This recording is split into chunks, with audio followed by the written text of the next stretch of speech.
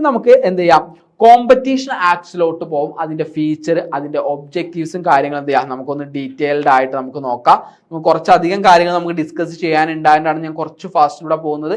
നമുക്ക് എന്ത് ചെയ്യാൻ പറ്റില്ല, നമുക്ക് ഒരുപാട് കാര്യങ്ങൾ എക്സ്പ്ലെയിൻ ചെയ്ത് നിന്നുകൊണ്ട് കഴിഞ്ഞാൽ നിങ്ങൾക്ക് ഫുൾ ടോപ്പിക് കവർ ചെയ്ത് തരാൻ എനിക്ക് സാധിക്കില്ല. ഇപ്പൊ തന്നെ ഏകദേശം 9 ആയി. നമുക്കൊരു 1-2 മണിക്കൂറിനുള്ളിൽ നമുക്കിത് വൈൻഡ് അപ്പ് ചെയ്യണം അല്ലേ. സോ നമുക്ക് എന്ത് ചെയ്യാം, അടുത്ത ഒരു ഇതിലോട്ട് പോകാം. അതാണ് കോമ്പറ്റീഷൻ ആക്ട് എന്ന് പറയുന്നത്. എന്താണ് കോമ്പറ്റീഷൻ ആക്ട്, എന്താണ് അതിന്റെ ഫീച്ചേഴ്സ്, എന്താണ് ഒബ്ജക്റ്റീവ്സ് എന്നുള്ളതാണ് നമുക്ക് നോക്കാം അല്ലേ. കോമ്പറ്റീഷൻ ആക്ട് എന്ന് പറഞ്ഞു കഴിഞ്ഞാൽ എന്താണ് കോമ്പറ്റീഷൻ എന്ന് പറഞ്ഞു കഴിഞ്ഞാൽ പരസ്പരം മത്സരം അല്ലേ. നമ്മൾ മത്സരിക്കാം, മത്സരത്തിൽ ജയിക്കാൻ വേണ്ടി നമ്മൾ എന്ത് ചെയ്യാം, എന്ത് വേണമെങ്കിലും ചെയ്യാം. അതില്ലാതാകുക, അതിനെ പ്രിവെന്റ് ചെയ്യുന്നതിന് വേണ്ടിയിട്ടാണ് 2002 കോമ്പറ്റീഷൻ ആക്ട് വന്നിട്ടുള്ളത്. It is a crucial piece of legislation in India എന്ന് നമുക്ക് പറയാൻ സാധിക്കും. ബിക്കോസ് എന്ത് ചെയ്യാണ്, ഇതിന്റെ പ്രധാനമായിട്ടുള്ള മാർക്കറ്റ് കോമ്പറ്റീഷൻ, ഒരു ഫെയർ കോമ്പറ്റീഷൻ ഉണ്ടാക്കുക, കൺസ്യൂമറിനെ പ്രൊട്ടക്ട് ദ കൺസ്യൂമർ ഇൻട്രസ്റ്റ്, കൺസ്യൂമേഴ്സിന്റെ അതായത് ഉപഭോക്താക്കളുടെ ഇൻട്രസ്റ്റ് പ്രൊട്ടക്ട് ചെയ്യുക, ആന്റി കോമ്പറ്റീറ്റീവ് പ്രാക്ടീസ് അതായത് പ്രൈസ് ഫിക്സിങ്, ബെറ്റിംഗ്, അതൊക്കെ എന്ത് ചെയ്യുക, ഇല്ലാതാക്കുക എന്നുള്ളതായിരുന്നു എന്തിനാ കോമ്പറ്റീഷൻ ആക്ട് 2002 പ്രധാനപ്പെട്ടുള്ള ലക്ഷ്യങ്ങൾ എന്ന് പറയുന്നത്. ഇത് എല്ലാ ഓണ്ടർപ്രൈസിലും, ഇന്ത്യയിൽ നിലനിന്ന എല്ലാ ബിസിനസ്സിലും ഇത് ആപ്ലിക്കബിൾ ആയിരുന്നു. ഇതാണ് നമ്മളുടെ MRTP ആക്ട് ഉണ്ട്, 1969 MRTP ആക്ട് ഉണ്ട്. അതിനെ എന്ത് ചെയ്യാണ്, റീപ്ലേസ് MRTP. എന്താണ് MRTP എന്ന് പറഞ്ഞു കഴിഞ്ഞാൽ monopoly and restrictive trade practice ആയിരുന്നു. അതിനെ റീപ്ലേസ് ചെയ്തുകൊണ്ടാണ് 2002 മാർച്ച് 31 എന്ത് ചെയ്യില്ല കോമ്പറ്റീഷൻ ആക്ട് നിലവിൽ വന്നിട്ടുള്ളത് കേട്ടോ. അപ്പൊ ഇതിന്റെ പ്രധാനപ്പെട്ട കീ പ്രൊവിഷൻസ് എന്തൊക്കെയാന്ന് നോക്കി കഴിഞ്ഞാൽ, ഒന്നെന്ന് പറയുന്നത് എന്താണ്, ആന്റി കോമ്പറ്റേറ്റീവ് എഗ്രിമെന്റ് ആയിരുന്നു. എന്താണ് ആന്റി കോമ്പറ്റേറ്റീവ് എഗ്രിമെന്റ് എന്ന് പറഞ്ഞാൽ, it prohibit agreement that limit or control production. എന്ത് ചെയ്യാ, the supply of pricing including price fixing and market division among the competitor as well as the vertical agreement that restricts the competition. എന്ത് ചെയ്യാ, നമുക്ക് price ഫിക്സിങ്ങോ കാര്യങ്ങളൊന്നും ചെയ്യാൻ പാടില്ല. അതൊക്കെ എന്ത് ചെയ്യാണ്, അതൊക്കെ തെറ്റായിട്ടുള്ള കാര്യങ്ങളാണ്. ഫെയർ ആയിട്ട് എല്ലാ കാര്യങ്ങളും ചെയ്യുക എന്നുള്ളതായിരുന്നു ആന്റി കോമ്പറ്റേറ്റീവ് എഗ്രിമെന്റ്സ് എന്ന് പറയുന്നത് കേട്ടോ. രണ്ടാമത്തെ അബ്യൂസ് ഡോമിനന്റ് പൊസിഷൻ. നമ്മുടെ മാർക്കറ്റിൽ അല്ലെങ്കിൽ നമ്മുടെ ബിസിനസ്സിൽ എന്ത് ചെയ്യാൻ പറ്റില്ല, ആർക്കൊരു ഡോമിനന്റ് ആയിട്ടില്ല, അതായത് ഒരൊറ്റ ബിസിനസ്സിന് മാത്രം ഡോമിനൻസോ കാര്യങ്ങളോ ഉണ്ടാവാൻ പാടില്ല. അത് നമ്മുടെ കോമ്പറ്റീഷന് ഹാം ആയിട്ടുള്ള കാര്യങ്ങളാണ് എന്ന് പറയുന്നതായിരുന്നു എന്തെന്ന് പറയുന്നത് അബ്യൂസ് ഓഫ് ഡോമിനന്റ് പൊസിഷൻ. അത് ഇതിനൊരു കീ പ്രൊവിഷൻ ആയിരുന്നു. ഇവിടെ ആർക്കും എന്ത് ചെയ്യാൻ പറ്റില്ല, കൂടുതലായിട്ടുള്ള എന്ത് ചെയ്യാ, ഒരു ഡിസ്ക്രിമിനേറ്ററി ആയിട്ടുള്ള പ്രാക്ടീസോ കാര്യങ്ങളോ ചെയ്യാൻ പറ്റില്ല എന്ന് പറയുന്നതായിരുന്നു അബ്യൂസ് ആൻഡ് ഡോമിനേഷൻ പൊസിഷൻ എന്ന് പറഞ്ഞ പ്രൊവിഷൻ. നെക്സ്റ്റ് മെർജർ കൺട്രോൾ ആയിരുന്നു. അതായത് നമുക്കറിയാം വലിയ വലിയ ബിസിനസ്സുകളും കാര്യങ്ങളൊക്കെ ഉണ്ടായിരിക്കും. ഇന്ത്യയിലെ competition commission of India CCI before merging or acquiring control allowing CCI to evaluate the impact of competition and impose a condition if necessary. അതായത് ഇപ്പോൾ നമുക്കറിയാം ഐഡിയയും VI എന്ത് ചെയ്തിട്ടുണ്ടായിരുന്നു, മെർജ് ചെയ്തിട്ടുണ്ടായിരുന്നു. ഐഡിയയും വോഡഫോൺ, എന്നിട്ട് VI എന്ന് പറഞ്ഞ ഒരു പുതിയ ബ്രാൻഡ് ആയിട്ട് അത് ഒരു വരികയാണ് ചെയ്യുക. അപ്പോൾ ഈ മെർജറും കാര്യങ്ങളൊക്കെ കോമ്പറ്റീഷൻ കമ്മീഷൻ ഓഫ് ഇന്ത്യ എന്ത് ചെയ്യുക, ആദ്യം മെഷർ ചെയ്യും. അതിനനുസരിച്ച് മാത്രം എന്ത് ചെയ്യാൻ അവർക്ക് അത് മെർജിങ് കാര്യങ്ങളൊക്കെ മുന്നോട്ട് കൊണ്ടുപോകാൻ സാധിക്കുകയുള്ളൂ.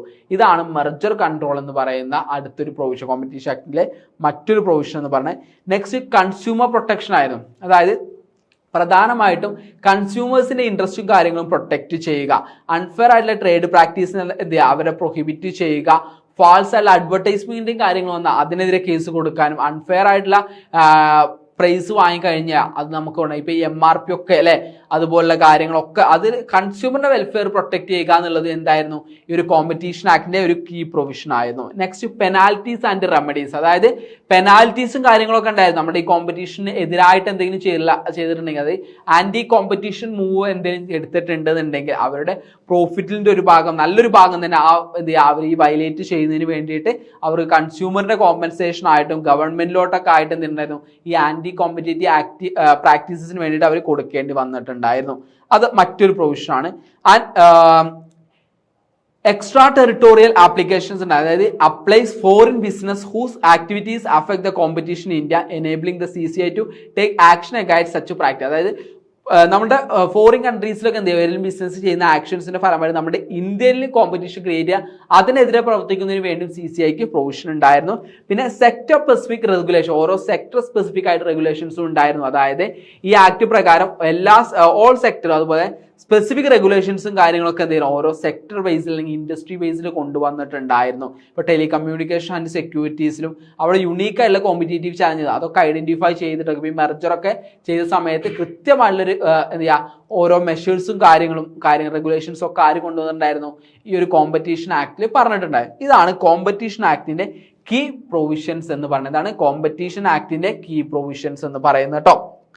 ഇനി എന്തൊക്കെയായിരുന്നു കോമ്പറ്റീഷൻ ആക്ടിന്റെ ഫീച്ചേഴ്സ് എന്നുള്ളതാണ് നമുക്ക് നെക്സ്റ്റ് നോക്കാം. പിന്നെ ഒബ്ജക്റ്റീവ്സ് എന്തൊക്കെയായിരുന്നു എന്ന് നോക്കണം. പിന്നെ ആന്റി കോമ്പറ്റേറ്റീവ് എഗ്രിമെന്റ് എന്താണ്, പിന്നെ the act specifically prohibit certain type of anti competitive agreement ഉണ്ട്, അത് ഏതാ നോക്കണം. പിന്നെ നമുക്ക് നോക്കാൻ അവിടെ നിന്ന് വന്നു കഴിഞ്ഞാൽ എന്താണ് difference between MRTP act and competition act എന്ന് നോക്കാം. പിന്നെ എന്താണ് കോമ്പറ്റീഷൻ കമ്മീഷൻ ഓഫ് ഇന്ത്യ, അതിന്റെ പവേഴ്സ് ഫങ്ഷൻസ് എന്തൊക്കെയാണെന്നുള്ളത് നോക്കി വെക്കുക കേട്ടോ. അവിടെ നമ്മൾ പോന്നു കഴിഞ്ഞാൽ എന്താണ് merger process under competition act 2002 നമുക്ക് നോക്കാനുണ്ട്. അതിന്റെ സ്റ്റെപ്സ് നമുക്ക് നോക്കാണ്ട് വളരെ ഇമ്പോർട്ടന്റ് ആണ്. പിന്നെ അമാൽഗമേഷൻ എന്താണ്, മെർജർ എന്താണ്, ഇങ്ങനെ 2 മാർക്സിന്റെ ടേമും നമുക്ക് നോക്കാം. അതാണ് നമുക്ക് ആ ഒരു ഇതിൽ പ്രധാനമായിട്ട് നോക്കാനുള്ളത്. അപ്പൊ നമുക്ക് പെട്ടെന്ന് കാര്യങ്ങളിലോട്ട് പോവാം. ഓക്കെ, നമുക്ക് ഈ പ്രൊവിഷൻസ് പറഞ്ഞു. ഫീച്ചേഴ്സ് ആണ്. ഫസ്റ്റ് ഫീച്ചർ എന്ന് പറഞ്ഞാൽ MRTP ആക്ടിനെ റീപ്ലേസ് ചെയ്തുകൊണ്ട് എന്ത് വന്നിട്ടുണ്ടായിരുന്നത് ഈ ഒരു കോമ്പറ്റീഷൻ ആക്ട് വന്നിട്ടുള്ളത്. ഇതിന്റെ സ്ട്രക്ചർ എന്ന് പറഞ്ഞത് 9 ചാപ്റ്റേഴ്സ് ഉണ്ടായിരുന്നു. ഡിഫറെന്റ് ആയിട്ടുള്ള കോമ്പറ്റീഷൻ ലോ ആയിരുന്നു ഓരോ ചാപ്റ്ററിലും അഡ്രസ് ചെയ്തിട്ടുണ്ടായിരുന്നത്. പിന്നെ ഇതിൽ ആന്റി കോമ്പറ്റേറ്റീവ് എഗ്രിമെന്റ് അഥവാ പ്രൈസ് ഫിക്സിങ്, അതുപോലെ തന്നെ ഹൊറിസോണ്ടൽ ആയിട്ടുള്ള 2 കോമ്പറ്റീറ്റേഴ്സ് തമ്മിലുള്ള അതുപോലെ തന്നെ ഡിഫറെന്റ് ലെവൽ ഓഫ് സപ്ലൈസ് തമ്മിലുള്ള ഇഷ്യൂസ് ഇതൊക്കെ പ്രിവെന്റ് ചെയ്തിട്ടുണ്ടായിരുന്നു. Prohibition of anti competitive agreements ഒക്കെ എല്ലാ തരത്തിലുള്ള ആന്റി കോമ്പറ്റേറ്റീവ് എഗ്രിമെന്റ് അത് ട്രേഡ് മാർക്കോ കോപ്പി റൈറ്റോ ഇന്റലക്ച്വൽ പ്രോപ്പർട്ടി റൈറ്റിൽ പ്രകാരമുള്ളതാണെങ്കിൽ പോലും എന്തിട്ടുണ്ടായിരുന്നു അതൊക്കെ ഇത് എന്ത് ചെയ്തിട്ടുണ്ടായിരുന്നു പറഞ്ഞാൽ പ്രൊഹിബിറ്റ് ചെയ്തിട്ടുണ്ടായിരുന്നു. Next prevention of abuse of dominant. മാർക്കറ്റിൽ ഒരു ഡോമിനന്റ് പൊസിഷൻ എടുക്കാൻ വേണ്ടിയിട്ട് ഒരു ബിസിനസ്സിനെ സംഭവിച്ചിട്ടുണ്ടെങ്കിൽ എല്ലാവർക്കും ഒരു ഈക്വൽ ആയിട്ടുള്ള രീതി തന്നെയായിരുന്നു കൊണ്ടുപോകണം. ഒരു ഫെയർ കോമ്പറ്റീഷൻ നിലനിർത്തണം എന്നുള്ളതായിരുന്നു കോമ്പറ്റീഷൻ ആക്ടിന്റെ മറ്റൊരു ഫംഗ്ഷൻ എന്ന് പറയുന്നത്. ഫംഗ്ഷൻ അല്ലേ, യെസ്, ഫീച്ചർ എന്ന് പറയുന്നത്. നെക്സ്റ്റ് എന്ന് പറഞ്ഞാൽ റെഗുലേഷൻ ഓഫ് കോമ്പിനേഷൻ. അതായത് മെർജർ ആണെങ്കിലും അക്വിസിഷൻ ആണെന്നുണ്ടെങ്കിലും മെർജർ 2 കമ്പനിയെ കൂടുതൽ പുതിയ കമ്പനി ഫോം ചെയ്യാണ്, ഒരു കമ്പനിയെ മറ്റൊരു കമ്പനി ടേക്ക് ഓവർ ചെയ്യുന്നതാണ് മെർജർ എന്ന് പറയുന്നത്. അപ്പൊ ഇതിനൊക്കെ എന്ത് ചെയ്യുക കറക്റ്റ് ആയിട്ട് റെഗുലേഷൻസും കാര്യങ്ങളൊക്കെ എവിടെ ഉണ്ടായിരുന്നു നമ്മളുടെ ഈ ഒരു കോമ്പറ്റീഷൻ ആക്ടിൽ പറഞ്ഞത് എങ്ങനെ ചെയ്യണം. അതിന് CCI ഉണ്ടായിരുന്നു, കോമ്പറ്റീഷൻ കമ്മീഷൻ ഓഫ് ഇന്ത്യ. അവരത് മെഷർ ചെയ്തിട്ടാണ് ഇത് എങ്ങനെ ചെയ്യണം എന്നുള്ളതൊക്കെ തീരുമാനിക്കുക. പിന്നെ ഈ കോമ്പറ്റീഷൻ കമ്മീഷൻ CCIനെ എസ്റ്റാബ്ലിഷ് ചെയ്തു, അത് അതിൻ്റെ ഒരു ഫീച്ചറാണ്. പിന്നെ ഒരു അപ്പലേറ്റ് ട്രിബ്യൂണൽ ഉണ്ട്, അതായത് national company law appellate tribunal is the body that here appeals under this act. ഇത് പ്രകാരം ഉണ്ടാകുന്ന കേസുകളുടെ അപ്പീൽസും കാര്യങ്ങളൊക്കെ ആരായിരുന്നു കേട്ടിട്ടുണ്ട്, അപ്പലേറ്റ് ട്രിബ്യൂണൽ ആയിരുന്നു അത് കേട്ടിട്ടുണ്ടായിരുന്നത്. പിന്നെ ഇതിനെതിരെ ഇങ്ങനെ എന്തെങ്കിലും ചെയ്ത് കഴിഞ്ഞാൽ തെറ്റായിട്ട് കണ്ടു കഴിഞ്ഞാൽ അതിനെതിരെ പെനാൽറ്റീസും റെമഡിക്കൽ മെഷേഴ്സും കാര്യങ്ങളൊക്കെ ഉണ്ടായിട്ടുണ്ടായിരുന്നു. അത് ഇതിനൊരു മറ്റൊരു ഫീച്ചറാണ്. പിന്നെ പറഞ്ഞിരുന്ന ബിഡ് റിഗിങ്, അതായത് ഇത് act specifically prohibit bid rigging in contracts. Bid rigging എന്ന് പറഞ്ഞിട്ടുള്ള ആ ഒരു ഫംഗ്ഷനിങ് എന്തായിരുന്നു ഇവർ കൃത്യമായിട്ട് ഇത് പ്രൊഹിബിറ്റ് ചെയ്തിട്ടുണ്ടായിരുന്നു. പിന്നീട് ഇത് 2007-ലും 2009-ലും 2019-ലും ഒക്കെ ഈ ഒരു ആക്ട് അമെൻഡ് ചെയ്തിട്ടുണ്ട്. പിന്നെ എക്സ്ട്രാ ടെറിട്ടോറിയൽ ആപ്ലിക്കേഷൻസ് ഉണ്ടായിരുന്നു. പിന്നെ സെക്ടർ സ്പെസിഫിക് റെഗുലേഷൻസ് എന്തായിരുന്നു ഈ ഒരു ഇതിനുണ്ടായിരുന്നു. ഇതൊക്കെയാണ് പ്രധാനമായിട്ടുള്ള ഫീച്ചേഴ്സ് ഓഫ് കോമ്പറ്റീഷൻ ആക്ട് 2002 എന്ന് പറയുന്നത് കേട്ടോ. അപ്പൊ അത് കൃത്യമായിട്ട് നോക്കി വെക്കണം. ഓക്കെ, സിമ്പിൾ ടോപ്പിക് ആണ്, അതാണ് ഞാൻ സിമ്പിൾ ആയിട്ട് പറഞ്ഞു പോയിട്ടുള്ളത്. പിന്നെ ഇതിന്റെ പ്രധാനപ്പെട്ടുള്ള ഒബ്ജക്റ്റീവ് ചോദിച്ചാൽ ഇത് തന്നെയാണ് ഇത് വരുന്നത്. എന്താണ്?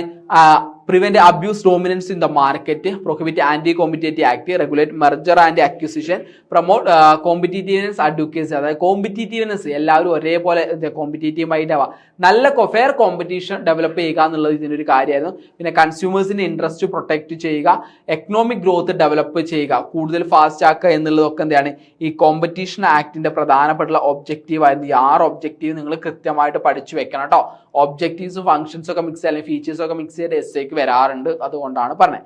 ഇനി അതാണ് കോമ്പറ്റീഷൻ എഗ്രിമെന്റിനെ കുറിച്ച് നമുക്ക് പറയാനുള്ളത്. ഇനി നമുക്ക് നോക്കാം എന്താണ് ഒരു ആന്റി കോമ്പറ്റേറ്റീവ് എഗ്രിമെന്റ് എന്നുള്ളതാണ്. എന്താണ് ആന്റി കോമ്പറ്റേറ്റീവ് എഗ്രിമെന്റ്? കോമ്പറ്റേറ്റീവ് ആയിട്ടുള്ള എഗ്രിമെന്റ് എന്താണല്ലോ. അപ്പൊ ആന്റി കോമ്പറ്റേറ്റീവ് എഗ്രിമെന്റ് എന്ന് പറഞ്ഞാൽ it's defined as an arrangement or understanding or action taken concerned regardless whether it is formal or written or intend to be legally enforced. Legally enforce ചെയ്യാൻ പറ്റുമോ, return ആണോ എന്നൊന്നും നോക്കാതെ നമ്മൾ ചെയ്യുന്നതാണ് എന്ത് ആന്റി കോമ്പറ്റീഷനൊക്കെ, അതായത് കോമ്പറ്റീഷൻ കൊണ്ടുവരിക എന്നുള്ളതായിരുന്നു ഇതിന്റെ പ്രധാനപ്പെട്ട ഈ എഗ്രിമെന്റിൽ പ്രധാനമായിട്ട് പ്രൊഡക്ഷനോ സപ്ലൈയോ ഡിസ്ട്രിബ്യൂഷനോ ഏത് രീതിയിലും ആയിരിക്കാം നമ്മൾ എന്ത് ചെയ്യാണ് അവിടെ ഒരു സ്പെഷ്യൽ അഡ്വാൻറ്റേജ് നേടിയെടുക്കുക എന്നുള്ളതായിരുന്നു ആന്റി കോമ്പറ്റേറ്റീവ് എഗ്രിമെന്റിൽ വരുന്നത്. അപ്പോൾ ഈ ആന്റി കോമ്പറ്റേറ്റീവ് എഗ്രിമെന്റിൽ എന്താ specifically certain types of anti competitive എഗ്രിമെന്റിനെ കൃത്യമായിട്ട് എന്താണ് പ്രൊഹിബിറ്റ് ചെയ്തിട്ടുണ്ട്. അപ്പോൾ അതായത് ആന്റി കോമ്പറ്റേറ്റീവ് എഗ്രിമെന്റ് എല്ലാം ഒന്നുമില്ല ഇത്തരത്തിൽ പ്രൊഹിബിറ്റ് ചെയ്തില്ല, എന്നാൽ സ്ട്രിക്ട്ലി പ്രൊഹിബിറ്റ് ചെയ്തിട്ടുള്ള ആന്റി കോമ്പറ്റേറ്റീവ്, അതായത് കോമ്പറ്റീഷൻ ഉണ്ടാക്കുന്ന തരത്തില്ല price fixing, market fix, market dominance, ഇതൊക്കെയാണ് പ്രധാനമായിട്ടുള്ള ആന്റി കോമ്പറ്റേറ്റീവ് എഗ്രിമെന്റിൽ വരുന്നത് അല്ലേ. അപ്പൊ ഇതിലെന്ത് ചെയ്യുക, കൃത്യമായിട്ട് ഇത്തരത്തിൽ പ്രൊഹിബിറ്റ് ചെയ്തിട്ടുള്ള കുറെ ആന്റി കോമ്പറ്റേറ്റീവ് എഗ്രിമെന്റ്സ് ഉണ്ട്, അതാണ് നമ്മൾ നോക്കാൻ. അത് ഒന്നാമത്തെയാണ് ഹൊറിസോണ്ടൽ ആന്റി കോമ്പറ്റേറ്റീവ് എഗ്രിമെന്റ്സ് എന്ന് പറഞ്ഞത്. അതായത് these are the agreement between enterprise engaged in identical or similar trade that negatively affect the competition. Competition negatively affect ചെയ്യുന്ന കൃത്യമായിട്ട് എന്തുണ്ടായിരുന്നു, തടഞ്ഞിട്ടുണ്ടായിരുന്നു. ഒരു എക്സാമ്പിൾ പറയുക, agreement that limit production supply or market tax, market tax supply production ഇതിനെ limit ചെയ്യുന്നത്, അല്ലെങ്കിൽ agreement to share market whether by allocating geographical area, type of goods or customer segment കൂടുതൽ അവിടെ മാത്രം കൂടുതൽ ഫോക്കസ് ഒക്കെ കൊണ്ടുവരുന്നൊക്കെ എന്താണ് ഇത്തരത്തിലുള്ള ഹൊറിസോണ്ടൽ ആന്റി കോമ്പറ്റേറ്റീവ് എഗ്രിമെന്റിന് എക്സാമ്പിൾസ് ആണ്. ഇത് കൂടാതെ പ്രൊഹിബിറ്റ് ചെയ്താണ് വെർട്ടിക്കൽ ആന്റി കോമ്പറ്റേറ്റീവ് എഗ്രിമെന്റ്. അതായത് this involve arrangement with enterprise operating at different stages of the production chain that have negative effect on the competition in India.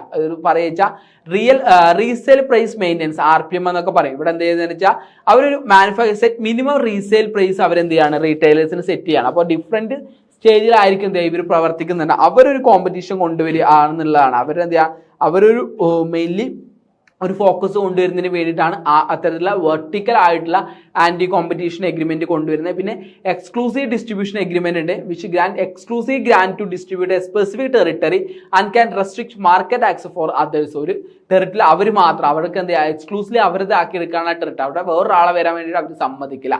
അതാണ് exclusive distribution agreement എന്ന് പറയുന്നത്. ടൈൻ agreement അതൊരു example ആണ്. അതൊക്കെ എന്താ ഇവർ അവിടെ അവർക്ക് മാത്രം ആക്സസ് എന്നുള്ളത്. ഇപ്പോൾ ഒരു എക്സാമ്പിൾ പറയുക, ഒരു എക്സാമ്പിൾ ആയിട്ട് മാത്രം എടുക്കുക. ഇപ്പോൾ ചൈന എന്ന് പറയുന്ന രാജ്യം ഇൻഫ്രാസ്ട്രക്ചർ ആയിട്ട് എന്തുണ്ട്, ആഫ്രിക്കൻ കൺട്രീസിൽ കൂടുതലായിട്ട് അവർ ഇൻവെസ്റ്റ് ചെയ്യുന്നുണ്ട്. അവരുടെ റോഡ്, സ്കൂളുകൾ, ഹോസ്പിറ്റൽ, ഇത് പ്രധാനമായിട്ടുള്ള, അതുപോലെ എയർപോർട്ട് കാര്യം.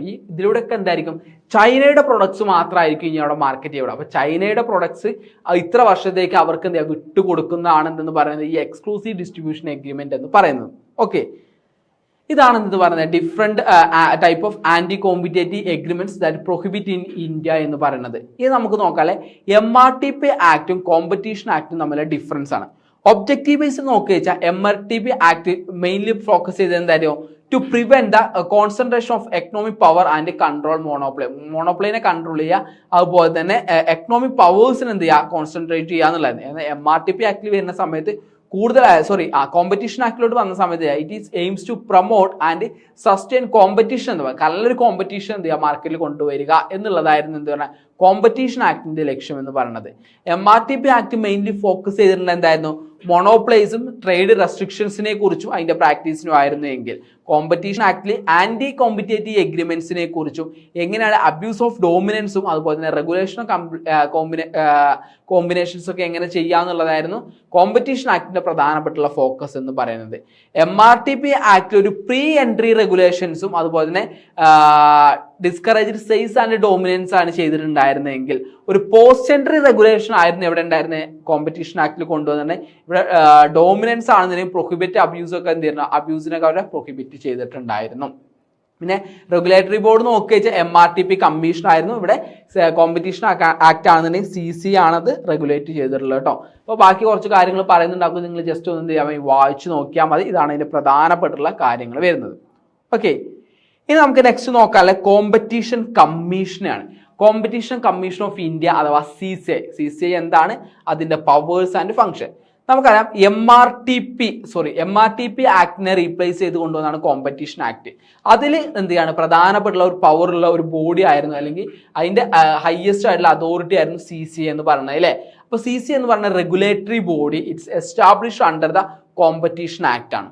ഇത് എന്ത് സ്പെസിഫിക്കലി 9 ചാപ്റ്ററിൽ 3ാമത്തെ ചാപ്റ്ററിലാണ് CCയുടെ എസ്റ്റാബ്ലിഷ്മെന്റ് പറയുന്നത് കേട്ടോ.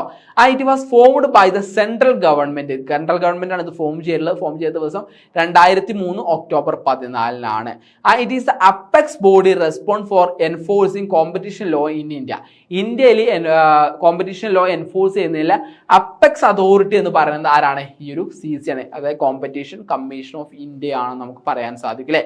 And the CCI function as a body of corporate with perpetual succession. അതായത് അതിനെന്ത് ചെയ്യാ, ഒരു അതിലുള്ള ആൾക്കാർ ഇങ്ങനെ മാറിപ്പോയാൽ അതിന്റെ പെർപെച്വൽ സക്സഷൻ എന്തുണ്ടായിരിക്കും ഈ ഒരു ആർക്കുണ്ട്? CCI ബോഡിക്ക് ഉണ്ട്. It's enables to hold property hold ചെയ്യാൻ സാധിക്കും, കോൺട്രാക്റ്റിൽ എൻട്രി ചെയ്യാൻ സാധിക്കും. അതിന് ഇപ്പോൾ CCIക്ക് എതിരെ കേസ് കൊടുക്കാൻ CCIക്ക് കേസ് കൊടുക്കാനും സാധിക്കും. അങ്ങനെ എല്ലാ ഒരു കമ്പനിയുടെ എല്ലാ ആർക്കും ഉണ്ടായിരുന്നു ഈ ഒരു കോമ്പറ്റീഷൻ കമ്മീഷൻ ഓഫ് ഇന്ത്യക്ക് ഉണ്ടായിരുന്നു എന്നാണ് പറഞ്ഞത്. പ്രധാനമായിട്ടും ഇതിന്റെ പവേഴ്സ് ആൻഡ് ഫങ്ഷൻസ് നോക്കുകയാണെന്നുണ്ടെങ്കിൽ പ്രധാന പവേഴ്സ് എന്ന് പറയുന്നത് ഒന്ന് എൻഫോഴ്സ്മെന്റ് ആയിരുന്നു. അതായത് കോമ്പറ്റീഷൻ നടപ്പിലാക്കുക എന്നുള്ളത് ഇതിന്റെ പ്രധാനപ്പെട്ടുള്ള ഒരു പവർ ആയിരുന്നു. നടപ്പിലാക്കാൻ ആർക്ക് അധികാരം ഉണ്ടായിരുന്നു? ഈ ഒരു CCIക്ക് അധികാരമുണ്ട്. പിന്നെ ഇൻവെസ്റ്റിഗേഷൻ ആണ്. അഥവാ ആന്റി കോമ്പറ്റീറ്റീവ് ആയിട്ടുള്ള പ്രാക്ടീസോ കാര്യങ്ങളോ അത് ഇൻവെസ്റ്റിഗേറ്റ് ചെയ്യണം, അതിനെതിരെ ആക്ഷൻസ് കാര്യങ്ങൾ എടുക്കുന്നതിന് വേണ്ടി ആർക്ക് അധികാരം ഉണ്ടായിരുന്നു? CCIക്ക് അധികാരം ഉണ്ടായിരുന്നു.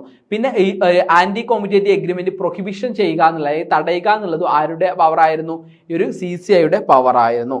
നെക്സ്റ്റ് നോക്കുക വെച്ചാൽ അബ്യൂസ് ഓഫ് ഡോമിനന്റ് പൊസിഷൻ. നമ്മുടെ മാർക്കറ്റിൽ ഒരു ഡോമിനന്റ് പൊസിഷൻ വന്നു കഴിഞ്ഞാൽ അത് തടയുന്നതിന് വേണ്ടിയിട്ട് എന്ത് ചെയ്യാനുണ്ടായിരുന്നു? അതിന് വേണ്ടിയുള്ള ആർക്കായിരുന്നു കിട്ടുന്നത്? അത് ചെയ്യുക എന്നുള്ളതും ആരുടെ ഫംഗ്ഷൻ അല്ലെങ്കിൽ ആരുടെ പവർ ആയിരുന്നു? CCIയുടെ പവർ ആയിരുന്നു.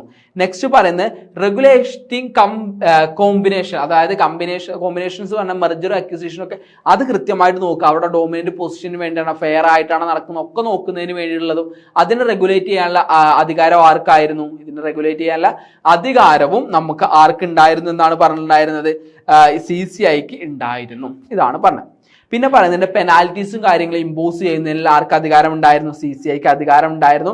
റെമഡീസ് ഇത് പ്രിവെന്റ് ചെയ്യണമെന്നുണ്ടെങ്കിൽ നമുക്ക് റെമഡീസ് കൊടുക്കാം. അപ്പോൾ ഈ കൺസ്യൂമറിന് കോമ്പൻസേഷൻ എത്ര കൊടുക്കണം, എങ്ങനെയാണ് ആന്റി കോമ്പറ്റീറ്റീവിന്റെ പ്രാക്ടീസിന്റെ ഫലം എന്തായിരിക്കും എന്നുള്ള റെമഡീസും ആര് പറഞ്ഞിട്ടുണ്ടായിരുന്നു? CCI കൊടുത്തിട്ടുണ്ടായിരുന്നു. പിന്നെ റെഗുലേറ്ററി അതോറിറ്റി, ഇന്ത്യയിൽ കോമ്പറ്റീഷന്റെ അപ്പെക്സ് അതോറിറ്റി റെഗുലേറ്റ് ചെയ്യുന്ന അപ്പെക്സ് അതോറിറ്റി ആരായിരുന്നു? CCI ആയിരുന്നു അല്ലെ. ഇതൊക്കെ അവരുടെ പവറാണ്. പിന്നെ കോമ്പറ്റീഷൻ അഡ്വക്കസി പ്രൊമോട്ട് ചെയ്യുക, ഇൻഫർമേഷൻ കളക്ട് ചെയ്യുക, എക്സ്ട്രാ ടെറിട്ടോറിയൽ ആപ്ലിക്കേഷൻസ്, കൊളാബറേഷൻ, ഇതൊക്കെ ആരുടെ പവേഴ്സിൽ വരുന്നതാണ്? ഇതൊക്കെ CCIയുടെ പവേഴ്സിൽ വരുന്നതാണ്. ഈ പോയിന്റുകളൊക്കെ നിങ്ങൾ പഠിച്ചു വെക്കണം കേട്ടോ. പിന്നെ ഇതൊക്കെയാണ് നമ്മൾ എന്ത് ചെയ്യേണ്ടത്? അതിന്റെ പവേഴ്സ് ആൻഡ് ഫങ്ഷൻസ് ആയിട്ട് പഠിച്ചു വെക്കണം. Powers and functions of CCI ഇത് പ്രധാനപ്പെട്ട 5 മാർക്കിന്റെ ക്വസ്റ്റ്യൻ ആണ്. ഒരു എക്സാമിന് ഇത് 10 മാർക്കിന് essay ക്വസ്റ്റ്യൻ ആയിട്ടും ചോദിച്ചിട്ടുണ്ട്. അപ്പൊ ഇത് നിങ്ങൾ കൃത്യമായിട്ട് പഠിച്ചു വെക്കണം. വളരെ വളരെ ഇമ്പോർട്ടന്റ് ആയിട്ടുള്ള ഒരു ചോദ്യമാണ്. ഓക്കെ, ഇതുവരെ പറഞ്ഞ് ക്ലിയർ ആണോ? അടുത്ത ടോപ്പിക്കിലോട്ട് പോവല്ലേ?